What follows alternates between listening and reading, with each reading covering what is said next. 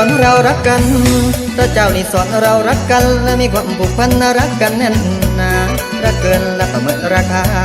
รักเกินและประเมินราคาจะเอาอิฐฟ้ามาเป็นตาช่างภูเขาก็ยังความหนักไม่ปานพระเจ้าสร้างเราขึ้นมาพระเจ้าสร้างเราขึ้นมาสร้างวันลูกกาพฤกษานานาพันธุ์ทำดีพระเจ้ามีรางวัลอาชีพการงานและเจริญก้าวหน้าองค์พระบิดาคือเจ้าแห่ง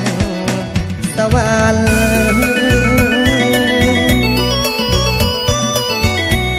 เข้ามาหักกันฟังแน่น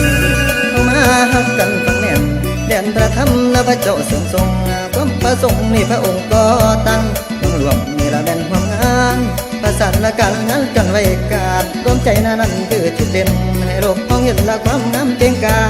ให้หน้าหงเจริญไปเดินละตามพระบิดาไปเดินละตามพระบิดาแล้วท่านจะพาเราไปสวรรค์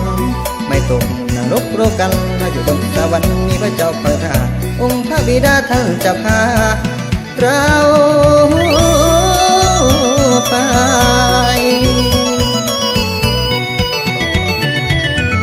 เข้ามานี่ไก่ความชั่วมันพาตัวละของเฮาตกต่ำย้ำเฮาลมนี่พระเจ้าซอยคำย้ำเฮาช้ำนี่พระเจ้าซอยแก่ย้ำเฮาแก่นี่พระเจ้าซอยไว้พระเจ้าอยู่ใส่เจ้าหูบ่ก็อยู่ในใจของเฮานี่ของเฮานี่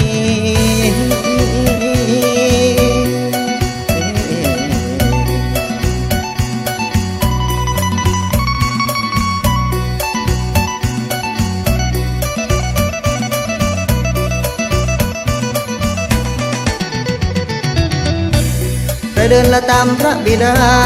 ไปเดินละตามพระบิดาแล้วท่านจะพาเราไปสวรรค์